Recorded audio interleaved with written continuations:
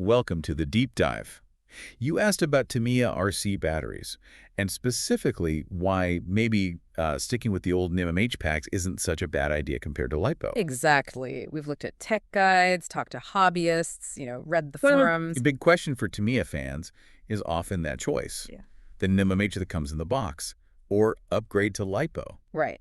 So today we're focusing on the, let's say, practical side of NiMH, the advantages and the headaches LiPo can sometimes bring in the specific Tamiya context. Okay, let's start with NiMH then. What makes them so straightforward? Well, charging is the big one. It's simple, the basic chargers, they often just work fine. Trickle, peak detection. No complex balancing needed. Nope, no mandatory balance charging like with LiPos. That's a huge plus if you're just starting out, less fuss. And just handling them day to day. Storage. Much more forgiving. You don't need to be quite so delicate. Storage is easier too, no specific voltage target. And those LSD types, low self-discharge. They hold charge for ages. Kind of grab and go. Pretty much. Fits the whole Tamiya kit philosophy, really. Easy start. Okay, but these cars, they take knocks, right? How tough are NiMHs? Yeah, they generally have that hard metal case, so much better against impacts, bumps, the usual RC stuff. And electrically, they can handle being run flat better. The car just slows down, gives you a warning. Do that with a LiPo. Not good. Not good. Could be damaged permanently.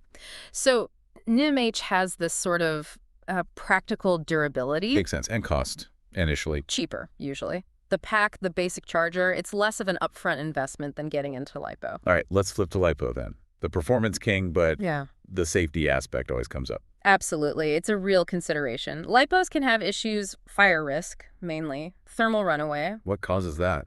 Things like using the wrong charger, getting the settings wrong, skipping the balance charge, or over-discharging them, physical damage from a crash, short circuits. Wow. Yeah, even internal failures. And the smoke, if they do go, it's toxic. They're just, much less forgiving than NiMH. User error is a big factor. So definitely not plug-and-play charging.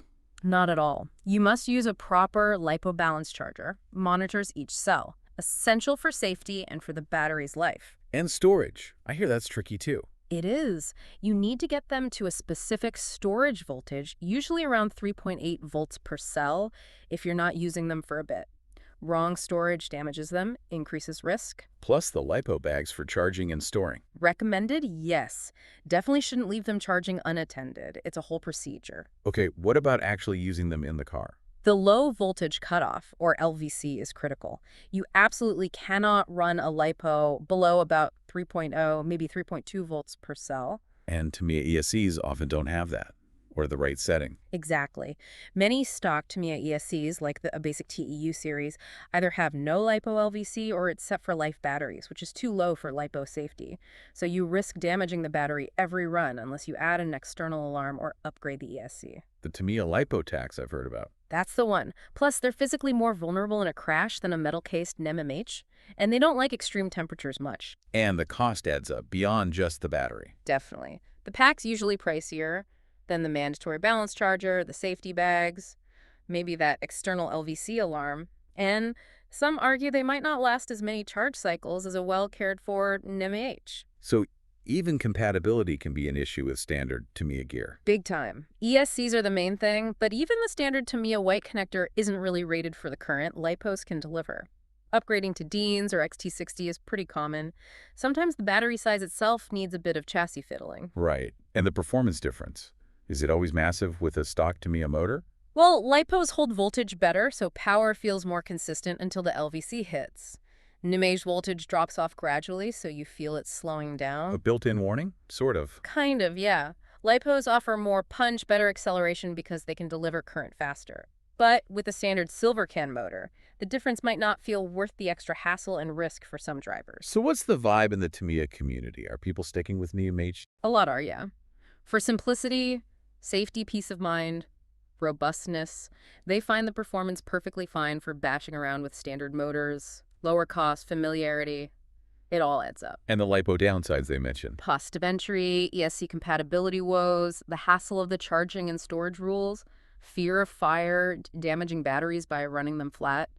That comes up a lot. So boil it down for us. NiMH versus LiPo for Tamiya. It's really simplicity and reliability versus outright performance. NiMH is easy, dependable, cheaper upfront. LiPo is faster, punchier, but needs careful handling, the right gear, and carries more risk. Recommendations. Beginners, casual users, budget-focused. NiMH is probably the way to go, stress-free fun. And for the performance chasers. LiPo offers that peak potential, but you have to commit to the safety rules and get the right equipment. Or maybe a cautious middle ground with alarms if you know what you're doing. Safety first, basically. Right. Choose what fits your needs. Thanks. That clears things up. My pleasure. And a final thought for you listening. Looking ahead, what battery tech innovation do you think could really hit that sweet spot for Tamiya, easy to use and high performance, without the current LiPo drawbacks? Something to ponder until our next deep dive.